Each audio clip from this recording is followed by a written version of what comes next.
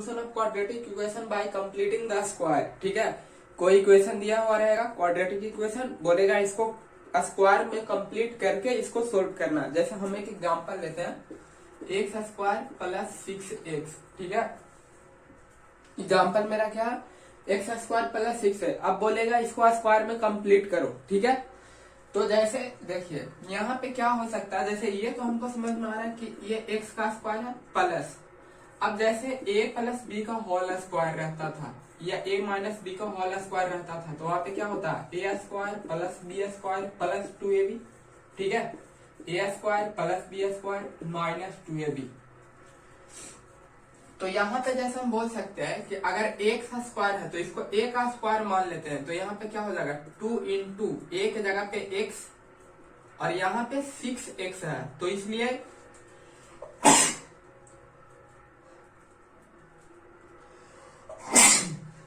ये क्या हो जाएगा 3 हो जाएगा, मतलब 2 a के जगह x और b के जगह क्या रहा 3। मतलब कि अब हमको b स्क्वायर चाहिए तो हम प्लस 3 का स्क्वायर कर लेते हैं, 3 का स्क्वायर एक्स्ट्रा आया है तो हम माइनस 3 का भी स्क्वायर कर लेते हैं। ठीक है, ये जो है ये क्या हम एक्स्ट्रा लिखे हैं, तो अब जैसे देखते हैं, अब ये क्या हो गया, ये x इतना दूर अगर देखा जाए ये यहाँ तक, ये x प्लस 3 का होल स्क्वायर माइनस 3 का होल स्क्वायर। ठीक है, बराबर 0। तो अब देख सकते हैं यहाँ पे ये अब यहाँ पे जैसे इसको हम तो सोल्व कर लिया, स्क्वायर में ब्रेक कर लिए हैं, अब इसको सोल्व करके निकालना कि x का कितना वैल्यू होगा।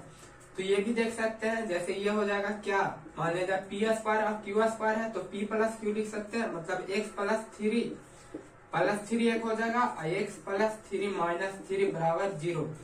तो x से क्या हो जाएगा x प्लस 6 इंटू एक्स बराबर 0, मतलब x बराबर माइनस 6 और x बराबर 0 आंसर। ठीक है, आप देख सकते हैं क्या x बराबर माइनस 6 रखने पे हो रहा, तो माइनस 6 का स्क्वायर प्लस 6 इंटू माइनस 6, मतलब 36 माइनस 36 बराबर 0 रख रहे तो 0 प्लस 0 बराबर 0। तो ये होता स्क्वायर में ब्रेक करना रहता, मतलब कि इस तरह इस फॉर्म में लेके आ जाना, a square plus b square plus 2ab या a square plus b square minus 2ab, यही इन दोनों में से कोई एक में किसी एक फॉर्म में कन्वर्ट कर लेना है। ठीक है,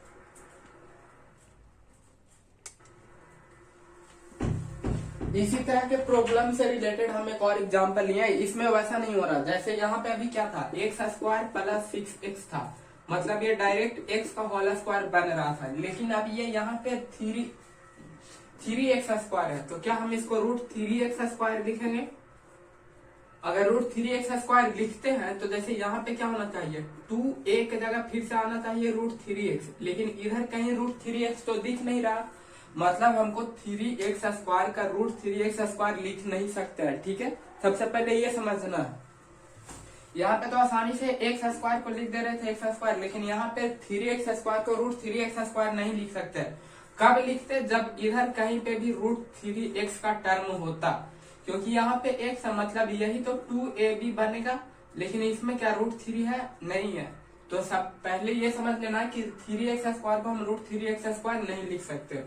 तो अब क्या करेंगे, इसको यहाँ पे क्या करते हैं, जैसे ये 3x स्क्वायर है तो क्या करेंगे, सबको 3 से डिवाइड कर देंगे, x स्क्वायर का जो कोफिशिएंट रहता है उससे डिवाइड कर देते हैं।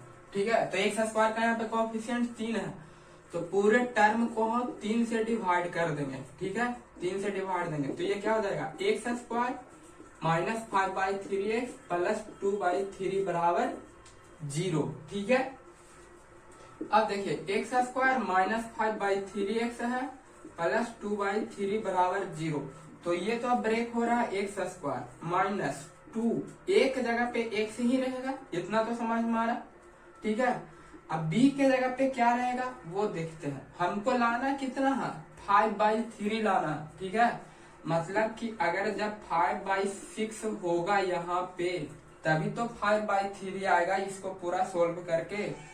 ये समझ में आ रहा है, यहाँ पे जैसे ये 5/3 लाना है तो 2 इंटू 5/6 रहेगा तभी तो 3 आएगा।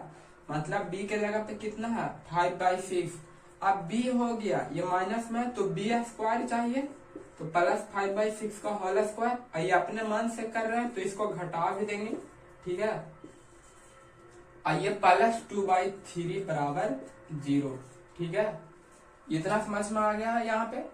तो ये पूरा टर्म क्या बन गया x माइनस 5/6 का होल स्क्वायर, ठीक है, माइनस 5/6 का होल स्क्वायर प्लस 2/3, ठीक है। ये इतना हो गया। अब इसको हम इरेज करते हैं। अगर नहीं समझ में आया तो फिर से हम एक बार समझा देते हैं। ये 3x स्क्वायर है तो इसको √3x का होल स्क्वायर क्यों नहीं लिख सकते हैं, क्योंकि यहाँ पे जो 2ab बनने वाला ये टर्म है 5x, इसमें √3 नहीं है तो इसलिए √3x स्क्वायर नहीं ले सकते। अगर नहीं लेंगे तो क्या करेंगे, x स्क्वायर का जो कोफिशिएंट रहता है उससे डिवाइड देंगे तो ये इस फॉर्म में हो जाएगा। अब यहाँ पे x स्क्वायर अब माइनस 2 a के जगह पे x और b के जगह पे 5/6 होगा क्योंकि लाना है 5/3, ठीक है। अगर सिर्फ 5 रहता तो 5/2 होता, लेकिन 5/3 है तो 5/6 आया। अब b का काम ये कर रहा तो b स्क्वायर हम अपने मन से ऐड कर रहे हैं तो घटा भी देंगे प्लस 2/3।